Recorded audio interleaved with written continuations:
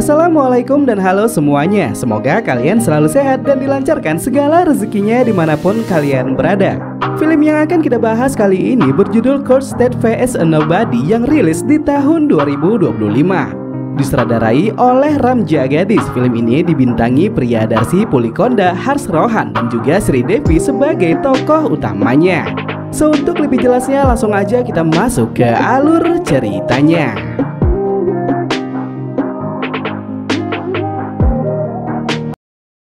Visakhapatnam 2013, Chandrasekhar alias Chandu diadili di Pengadilan Tinggi Vizag lantaran terlibat kasus pokso. Hakim mengatakan jika putusan akhir akan diputuskan 5 hari dari sekarang. Isu yang beredar, Chandu kemungkinan besar akan dijatuhkan hukuman penjara 10-15 tahun. Dan rekannya bernama Sanmuk dan juga Ramesh berniat mencari pengacara untuk membantunya. Witnesses and defense arguments. Seorang pengacara junior menyarankan agar Sanmuk menemui pengacara hebat bernama Tuan Rao. Beberapa waktu yang lalu beliau pernah menangani kasus pokso dan memenangkannya. Namun lantaran tidak memiliki nomornya, pengacara junior memberikan nomor asisten beliau bernama Teja yang juga merupakan seorang pengacara. Di kantornya, Tuan Rao memerintahkan Teja menyiapkan berkas persidangan yang akan mereka hadiri siang hari nanti. Dan sedikit informasi, Teja belum pernah mendapatkan perintah menangani sebuah kasus walaupun ia sudah bekerja selama 3 tahun. Selain Teja, Tuan Rao memiliki asisten pribadi bernama Rohini. Saat sedang makan siang, Teja mendapatkan telepon dari Sanmuk yang kemudian keduanya membuat janji temu di keesokan malam. Tuan Rao menangani sebuah kasus di mana seorang pemuda menuntut supir truk yang menabrak mati ayahnya di jalan raya. Dan di sini Tuan Rao menjadi pembela supir truk tersebut. Hal pertama yang dilakukan Tuan Rao adalah menegaskan kepada anak korban jika di jalur penyeberangan ayahnya tidak terdapat zebra cross. Kedua, supir yang menabraknya juga tidak dalam keadaan mabuk. Terakhir, sebelum menutup pernyataannya, Tuan Rao mengatakan jika laju maksimal kendaraan di jalan tersebut adalah 100 km per jam. Sedangkan truk yang melintas menempuh kecepatan 80 km per jam. Dengan segala pertimbangan, Tuan Rao meminta Dewan Hakim agar membatalkan tuntutan lantaran yang bersalah sebenarnya bukanlah supir truk, melainkan korban sendiri karena tidak hati-hati dalam menyeberang jalan. Kepintaran Tuan Rao dalam menyelesaikan kasus akhirnya membuat hakim mengetuk pilu dan menyatakan supir tidak bersalah. Namun di balik layar ada sesuatu yang lebih menarik. Teja yang sudah belajar banyak dari beliau ternyata sudah mengetahui semua pernyataan yang akan disampaikan Tuan Rao. Dan rekannya yang juga merupakan pengacara tidak percaya jika yang dikatakan Teja sama persis dengan apa yang disampaikan Tuan Rao di persidangan tersebut.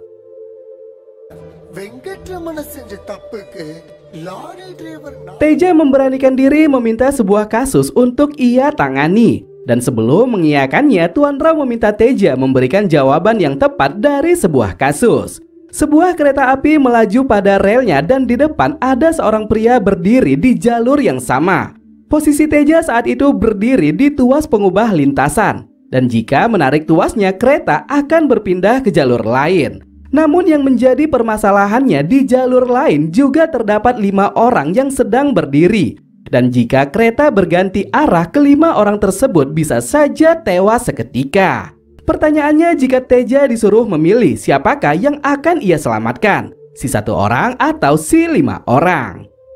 Dengan pedenya Teja menjawab si 5 orang, karena bagaimanapun 5 nyawa lebih berharga dari 1 nyawa. Sambil tersenyum, Tuan Rao kemudian menepuk pundak Teja, dan tanpa berkata satu kata pun beliau langsung pergi. Keesokan hari, Teja kembali menemui Tuan Rao dan bertanya kasus apa yang akan ia berikan. Dan dengan nada tersenyum, Tuan Rao malah melanjutkan pertanyaannya tadi malam. Beliau mengatakan jika 5 orang yang diselamatkan Teja sebenarnya adalah penjahat yang melakukan pembunuhan. Dan saat ini mereka sedang dalam pengejaran polisi. Dengan cepat Teja mengubah jawabannya. Ia akhirnya memilih menyelamatkan si satu orang daripada menyelamatkan kawanan penjahat. Diamnya Tuan Rao membuat Teja semakin penasaran. Dan kali ini beliau menambah pernyataan kalau si 5 orang yang dibunuh Teja sebenarnya adalah pahlawan. Mereka berlima melakukan pembunuhan ke petugas pemerintah yang menyerahkan tanah perkampungan ke pihak swasta secara ilegal. Singkatnya, karena pernyataan tersebut Teja kembali merubah jawabannya. Tuan Rao hanya bisa tersenyum dan kembali menepuk pundak Teja. Malam hari Sanmok menyerahkan berkas kasus candu yang kemudian dibaca oleh Teja. Dan dari pengakuannya terungkap jika Candu sudah menjadi tahanan polisi selama 78 hari. Karena kasusnya akan ditutup 4 hari lagi, Teja meminta Sanmok menceritakan semuanya. Candu adalah pemuda berusia 19 tahun yang sudah menyelesaikan pendidikan sekolah. Ayahnya bernama Gopal berencana mengirimkannya ke universitas untuk melanjutkan pendidikan yang lebih tinggi. Candu yang masih suka hidup berkeliaran menolak tawaran tersebut. Ia berpikir kalau dirinya lebih baik bekerja daripada menghabiskan biaya untuk sekolah. Bersama sahabatnya Ramesh, Candu menerima semua pekerjaan yang ditawarkan. Mulai dari menjual ponsel, pelayan bar, sampai membantu Sanmok di warung internetnya. Candu memiliki adik perempuan bernama Kitty yang duduk di kelas 10. Ibunya bernama Laksmi bekerja sebagai tukang laundry untuk para siswi yang berada di bimbel samping rumah mereka. Ayahnya yang sudah sangat tua bekerja sebagai penjaga kilang padi milik keluarga Tuan Manggapati. Dan karena kehidupan ekonomi mereka, beliau berharap agar Candu bisa merubah nasib keluarga. Di kedai samping rumah, Candu disapa temannya yang mengucapkan selamat tahun baru. Namun Candu malah menjawab jika tahun baru hanya merubah kalender dan tidak mengubah karakter seseorang. Sekilas jawaban tersebut didengar oleh siswi bimbel bernama Jabili. Dan karena penasaran, Jabili meminta nomor Candu dari seorang siswi bernama Nitya yang merupakan tetangga dari Candu. Setelah diberikan nomornya, Jabili langsung melakukan panggilan dan dengan nada iseng ia terlihat menjahili Candu.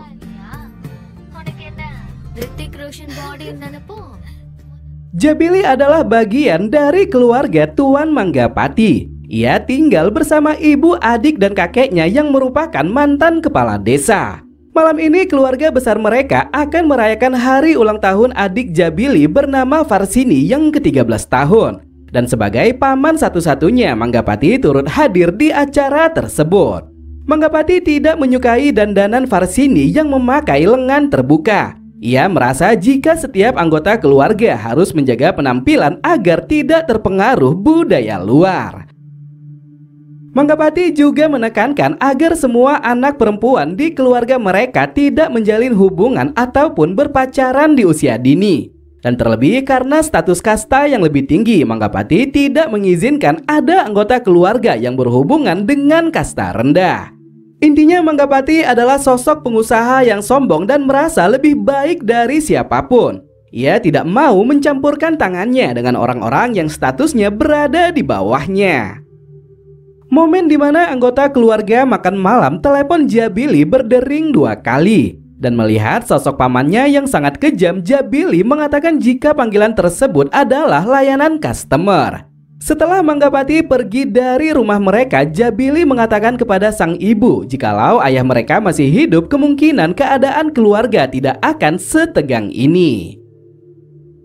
Keesokan pagi, Jabili menelpon Candu dan memperingatkan untuk tidak sembarang menelponnya. Dan karena merasa tidak bersalah, Candu mengatakan kalau ia hanya membalas keisengan Jabili yang menelponnya 2 hari lalu. Singkatnya, karena sama-sama keras kepala, keduanya yang sering melakukan panggilan tidak ada yang mau mengakui kesalahan masing-masing. Para remaja berkumpul merayakan launching perdana film action romantis di salah satu bioskop besar. Dan beruntungnya Jabili yang datang bersama Nitya tidak perlu mengantri lantaran tiket mereka sudah dipesan oleh Candu. Chandu yang belum mengetahui jika Jabili adalah lawan bicaranya menasehati mereka agar berhati-hati memasuki bioskop. Karena bagaimanapun pemuda di sini sangatlah ramai dan bisa saja mereka mengambil kesempatan dalam kesempitan. Sikap heroik Chandu ternyata membuat Jabili menjadi jatuh hati. Dan di perjalanan pulang, Jabili kembali menelpon Chandu, namun dengan nada bicara yang lembut dan tidak seperti biasanya. Setelah beberapa kali menelpon dan saling bersenda gurau, baik Chandu maupun Jabili, keduanya sama-sama memendam perasaan suka. Chandu awalnya ingin mengajak Jabili bertemu, namun karena waktunya belum tepat, Jabili langsung menolaknya. Anak buah Manggapati mendapati seorang siswa bernama Satya mengirimkan surat kepada Varsini di jam pulang sekolah. Dan malam harinya kepolisian menggerebek rumah Satya dan kemudian menemukan bungkusan ganja di sepeda motor ayahnya Satya. Setelah dibawa ke kantor polisi, barulah terungkap jika penggerebekan tersebut adalah ulah dari Manggapati. Ia mengatakan kalau keluarga Satya harus menanggung akibat lantaran berani mendekati anak perempuan dari keluarga mereka. Di sebuah momen, Chandu akhirnya mengetahui sosok wanita yang menjadi lawan bicaranya selama ini. Ketika membantu sang ibu mengambil pakaian para siswi, Chandu tanpa sengaja mendengarkan seorang siswi menyebutkan nama Jabili.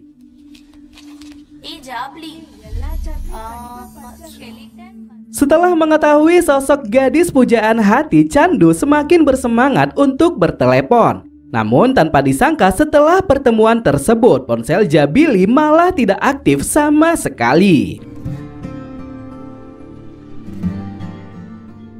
Beberapa hari setelahnya, Chandu mendapatkan telepon dari Nitya yang memintanya ikut merayakan hari ulang tahun di pinggir pantai. Dan betapa senangnya Chandu lantaran di sana Jabili juga turut hadir. Dengan penuh keberanian, Chandu mengutarakan perasaannya kepada Jabili. Ia mengatakan kalau dirinya sangat khawatir lantaran nomor Jabili sudah tidak aktif setelah pertemuan kemarin. Merasa bersalah, Jabili mengatakan jika ponselnya terjatuh dan saat ini sedang diperbaiki. Dan yang perlu diketahui Chandu, kehadirannya di hari ulang tahun Nitya sebenarnya adalah keinginan Jabili. Beberapa menit yang lalu, Jabili mengingatkan Nitya agar segera menghubungi Chandu. Dan intinya bukan hanya Chandu saja yang sedang jatuh hati, Jabili juga merasakan perasaan yang sama. Di pertemuan selanjutnya, Jabili dan Chandu resmi menjalin hubungan sebagai sepasang kekasih.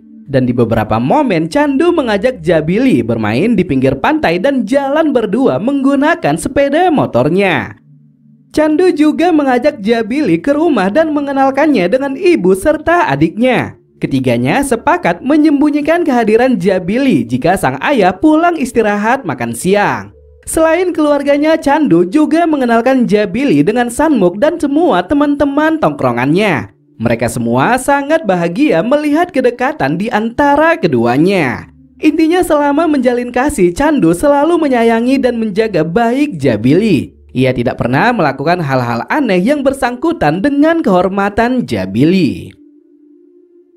Ketika berada di kuil, Jabili mengatakan jika besok adalah hari pernikahan sepupunya. Dan karena tahu jika sang paman tidak bisa hadir, Jabili meminta Chandu datang ke pesta tersebut. Namun walaupun begitu, keduanya tetap menjaga jarak. Takut jika saling berdekatan ada yang melaporkannya kepada sang paman.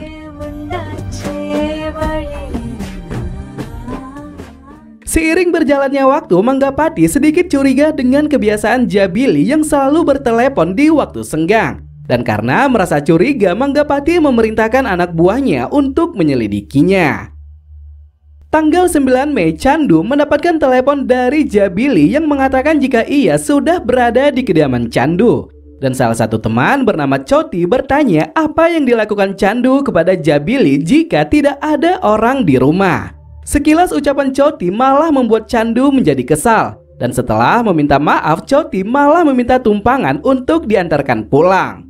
Berhenti di depan sebuah apotik, Choti mengatakan ada obat yang ingin dibelinya untuk sang ibu. Namun karena terlalu lama, Candu malah meninggalkannya. Seperti biasa, Candu sangat senang dengan kehadiran Jabili. Dan seperti biasa juga ketika sang ayah datang makan siang, Candu segera meminta Jabili bersembunyi di dalam kamar. Tanpa disangka, keluarga besar Manggapati dan kepolisian Vizag sudah tiba di kediaman Candu. Dan tanpa basa-basi, mereka langsung meminta Jabili agar segera keluar.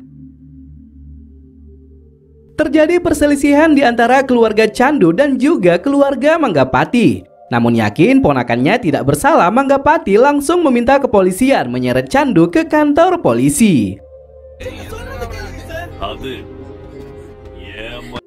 Jabili diberi pelajaran lantaran sudah mempermalukan kehormatan keluarga. Dan dengan nada yang sangat kesal, Manggapati mengatakan jika ia akan membawa kasus tersebut ke ranah yang lebih panjang. Emosi berlebihan Manggapati ternyata bertolak belakang dengan reaksi Nyonya Ratnam. Tidak mau putrinya diseret, Ratnam mengatakan jika Manggapati tidak boleh membawa Jabili ke pengadilan. Inspektur Reddy memberi laporan jika keluarga Candu menuntut agar Candu dibebaskan karena tidak bersalah. Namun dengan nada kesal, Manggapati mengatakan jika sebentar lagi ia akan hadir bersama pengacara terkenal bernama Tuan Damu. Manggapati ternyata sudah menyusun rencana untuk memenjarakan Candu. Dengan bantuan Damu, ia mengajukan kasus pokso agar Candu dihukum seberat-beratnya. Prihatin dengan nasib rekannya, Sanmuk datang menemui pengacara bernama Sivaram. Dan setelah membaca berkasnya, Sivaram meminta biaya pengacara sebesar Rp50.000. Sebelum persidangan pertama dimulai, Sivaram didatangi Damu dan juga Manggapati. Damu mengatakan jika Sivaram bisa saja berdebat sampai putusan akhir, namun ia tidak boleh memenangkan kasus tersebut. Tentu saja hal itu disetujui oleh Sivaram lantaran Manggapati bersedia membayarnya lebih banyak dari apa yang ia dapatkan dari pihak Candu. Damu mendatangkan saksi pertama, yaitu penjual obat di toko apotik. Penjual tersebut mengatakan jika di tanggal 9 Mei salah satu rekan terdakwa membeli sebuah kondom yang katanya akan digunakan untuk terdakwa sendiri. Lantaran korban berada di kediaman terdakwa, Damu sangat yakin jika terdakwa berniat melakukan pelecehan kepada korban. Di sesi selanjutnya, Damu mendatangkan 3 orang saksi yang katanya melihat terdakwa menyeret paksa korban ketika berada di stasiun bus. Dan agar hakim lebih percaya, ketiganya dengan tepat menyebutkan warna baju yang digunakan terdakwa dan juga korban. Di sesi berikutnya, Damu memanggil kedua orang tua terdakwa yang kemudian keduanya disalahkan lantaran membiarkan gadis di bawah umur berada di kamar putra mereka. Damu memanggil Nyonya Ratnam untuk memberikan kesaksian yang dilihatnya di tanggal 9 Mei. Ratnam membenarkan jika Jabili keluar dari kamar terdakwa saat mereka melakukan penggerebekan. Dan kepada Dewan Hakim, Damu mengatakan akibat perbuatan terdakwa, korban menjadi trauma dan kini mendapatkan perawatan dari dokter psikiater.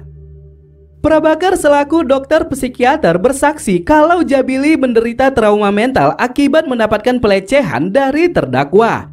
Dan saat ini korban harus menjalani perawatan selama 2 minggu.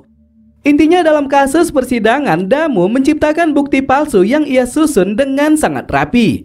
Dan Sivaram yang sudah disuap hanya bisa menyaksikan dan tidak melakukan perlawanan berarti untuk membela Candu.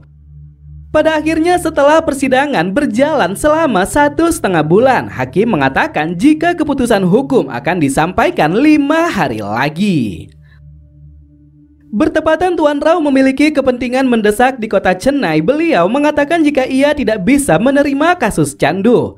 Namun setelah kepergiannya, Teja yang tidak sampai hati memutuskan menangani kasus tersebut sebelum putusan akhir diberikan. Rohini yang juga sudah mengetahui semuanya bersedia membantu Teja. Ia membuat surat kuasa seolah-olah Tuan Rao mengizinkan Teja menangani kasus Candu. Sebelum hakim membacakan vonis akhir, Teja memohon dengan sangat agar pengadilan memperpanjang sesi pengadilan. Dan melihat kesungguhannya, hakim akhirnya berbaik hati dan mengatakan jika persidangan akan kembali dilanjutkan 2 hari lagi. Sebelum menyampaikan pemeriksaan silangnya, Teja memberikan sebuah umpama jika seseorang membeli bensin dengan jumlah banyak. Apakah orang tersebut bisa dikatakan penjahat kalau ia berniat membakar sebuah gedung? Seseorang bisa dikatakan melakukan kejahatan apabila sudah melakukan aksinya. Dan begitu pula dengan candu, walaupun ia membeli kondom, namun nyatanya ia tidak menggunakannya kepada korban. Tetapi walaupun begitu, untuk memastikan apakah terdakwa memang membeli barang tersebut, Teja memutuskan memanggil Choti. Choti yang sebelumnya tidak dijadikan saksi mengaku kalau dirinya memang membeli barang tersebut untuk diberikan kepada Candu. Namun setelah memberikannya, Candu langsung marah dan membuang barang itu di depannya.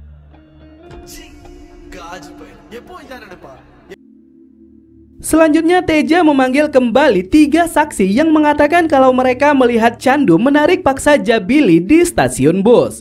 Setelah diinterogasi satu persatu, masing-masing dari ketiganya ternyata memberikan waktu yang berbeda saat insiden berlangsung. Dan dari sini Teja akhirnya menyimpulkan jika ketiga saksi sengaja memberikan kesaksian palsu demi memberatkan Candu. Dewan Hakim percaya dengan semua pemeriksaan silang yang disampaikan oleh Teja. Dan dengan segala pertimbangan, sidang akhirnya kembali dilanjutkan 2 hari ke depan. Atas perintah Manggapati, Damu mencoba bernegosiasi agar Teja tidak melanjutkan pembelaannya kepada Candu. Namun karena hal tersebut ditolak mentah-mentah, Manggapati memutuskan mengeluarkan senjata terakhirnya. Di persidangan selanjutnya, Damu memperlihatkan bukti baru yang menyatakan jika terdakwa dan korban memang melakukan hubungan badan. Di video yang berdurasi 16 menit terlihat jelas jika Jabili masuk ke dalam sebuah ruangan bersama Candu di tengah acara pernikahan. Sontak bukti yang ditampilkan membuat semua peserta sidang menjadi sangat terkejut. Begitu pula Teja yang berpikir jika terdakwa sebenarnya memang telah melecehkan korban. Damu mengatakan jika bukti video baru mereka perlihatkan lantaran selama ini pihak keluarga korban melarangnya. Mereka tidak mau memperkeruh kesehatan Jabili jika video tersebut disebarluaskan. Intinya Damu menegaskan kalau bukti mereka kemarin bisa ditentang, namun dengan bukti video ini jelas jika terdakwa telah melecehkan korban yang masih di bawah umur. Teja merasa kecewa lantaran pihak Candu tidak ada yang memberitahu tentang kejadian tersebut. Dan tidak mau terlibat lebih jauh, Teja memutuskan pergi dan meninggalkan kasus Candu. Malam hari Tuan Rao mendapatkan telepon dari teman pengacaranya yang ada di kota Vizak. Dan darinya terungkaplah kasus Candu yang sedang ditangani Teja. Mengingat dirinya tidak pernah memberikan kuasa, Rohini langsung jujur dan mengatakan kalau mereka telah membuat memo tanpa persetujuan beliau. Namun bukannya marah, Tuan Rao malah mengajak Rohini mendatangi kediaman Teja. Dengan bijaksana Tuan Rao mengatakan kalau ia sebenarnya tidak pernah memberikan kasus lantaran Teja masih mengambil keputusan secara instan. Beranjak ke pertanyaan yang pernah diberikannya, Tuan Rao mengatakan jika Teja selalu merubah jawaban saat dirinya memberikan pernyataan baru. Kesalahan terbesar Teja tidak mau bertanya mengapa si 1 orang ataupun si 5 orang bisa berada di perlintasan kereta api. Bahkan sebelum memutuskan, Teja seharusnya mencari tahu tentang latar belakang mereka. Intinya dalam menangani sebuah kasus, Teja tidak boleh terpengaruh dengan perkataan orang lain.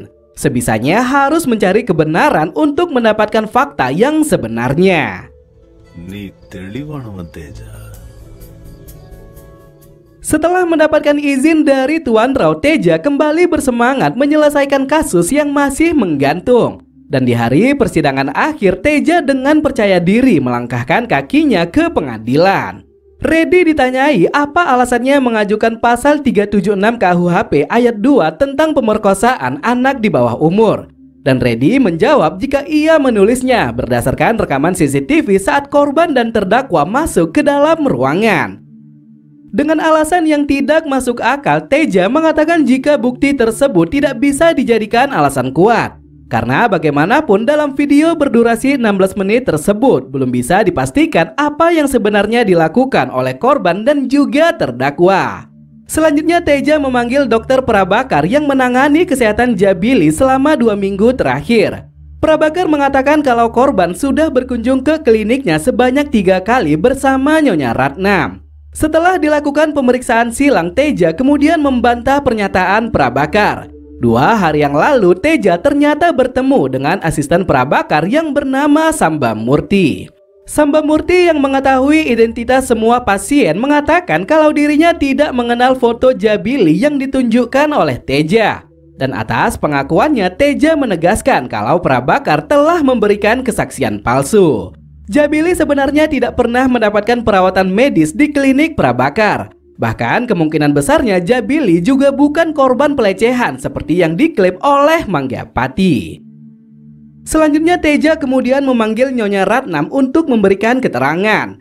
Dari pertanyaan yang diberikan, Nyonya Ratnam mengaku kalau ia tidak pernah menanyakan keadaan Jabili pasca penggerebekan kemarin. Ia sangat kesal dengan bukti video yang memperlihatkan Jabili masuk ke dalam ruangan bersama Candu. Teja menegaskan kepada Dewan Hakim jika ingin mengetahui fakta sebenarnya mereka harus menanyakannya langsung kepada Candu ataupun Jabili. Dan untuk memastikan kedua jawaban sama, Hakim memerintahkan semua orang meninggalkan ruang sidang. Setelah Candu memberikan pernyataannya, Hakim mengatakan jika sidang akan dilanjutkan setelah Samba Murti hadir di pengadilan. Di jam istirahat, Nyonya Ratna meminta izin kepada Teja untuk diperbolehkan pulang. Dan karena tidak ada lagi pertanyaan yang diberikan, Teja mengizinkannya. Samba Murti yang sudah hadir di pengadilan kembali ditunjukkan wajah Jabili. Namun tanpa disangka Samba Murti malah merubah pernyataan dan mengatakan kalau Jabili sudah 3 kali berkunjung ke klinik Prabakar. Merasa di atas angin, Damu langsung pede dengan hasil putusan akhir. Akan tetapi dengan cerdiknya Teja kembali melakukan strategi kedua yang akhirnya membuktikan kalau Samba Murti ternyata berbohong. Teja menunjukkan 2 foto wanita yang salah satunya diyakini Samba Murti adalah ibu dari Jabili. Namun saat menunjukkannya kepada Dewan Hakim, foto yang dipilih Samba Murti ternyata adalah ibu dari Candu. Samba Murti berkeles kalau ia sedikit lupa dengan wajah ibu korban. Ia kemudian memilih foto kedua yang ternyata foto tersebut adalah ibunda Teja. Hakim akhirnya menunda persidangan dan mengatakan kalau putusan akhir akan diberikan setelah Jabili hadir di persidangan. Di hari H, Teja yang telah melakukan pemeriksaan silang mengatakan kepada Dewan Hakim jika ia sudah mengetahui aksi suap yang dilakukan Manggapati. Menurut informasi yang didapatkannya, Manggapati ternyata mengeluarkan uang sebanyak 2 miliar untuk menyuap beberapa saksi mulai dari kepolisian sampai beberapa pihak terkait. Jabili diminta menceritakan apa yang dilakukannya bersama terdakwa di malam pernikahan sepupunya. Dan agar tidak bocor, Dewan Hakim mempersilahkan semua peserta sidang meninggalkan ruangan. Bersamaan dengan cerita Jabili yang ternyata sama dengan cerita Candu, scene flashback kemudian diperlihatkan.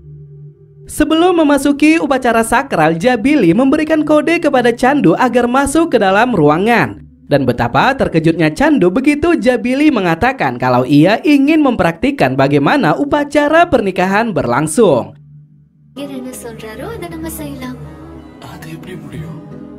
Sambil mengikuti iringan lagu dan suara Tuan Kadi, Jabili dan Candu mempraktikkan bagaimana mereka melakukan pernikahan.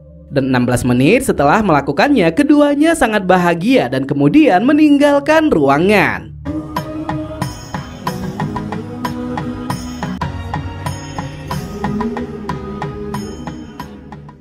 Teja, Damu, Nyonya Ratnam, dan Dewan Hakim tidak bisa menyembunyikan perasaan haru atas cerita yang disampaikan Jabili. Dan pada akhirnya karena memang tidak terbukti bersalah, Hakim memutuskan membebaskan Candu saat itu juga. Sebelum menutup persidangan, Hakim menegaskan jika pemeriksaan akan berlanjut kepada Manggapati dan beberapa saksi yang sudah disuapnya. Dan tanpa rasa takut sedikit pun, Nyonya Ratna menegaskan kalau Manggapati tidak perlu lagi mencampuri urusan keluarga mereka. Senyum bahagia terpapar jelas oleh keluarga Candu yang sangat berterima kasih dengan jasa Teja. Dan di luar sidang, Candu langsung mengucapkan ribuan terima kasih karena telah membantunya. Di akhir film, Candu merubah sikapnya dan berjanji akan kembali melanjutkan pendidikan yang dahulu sangat ditekankan oleh sang ayah. Dan dalam sebuah momen, Candu kembali bertemu dengan Jabili. Jabili mendatangi Candu dan mengatakan kalau hari ini adalah hari ulang tahunnya yang ke-18. Dan karena di usia tersebut sudah terbebas dari kasus Pokso, Candu sangat bahagia dan film pun berakhir.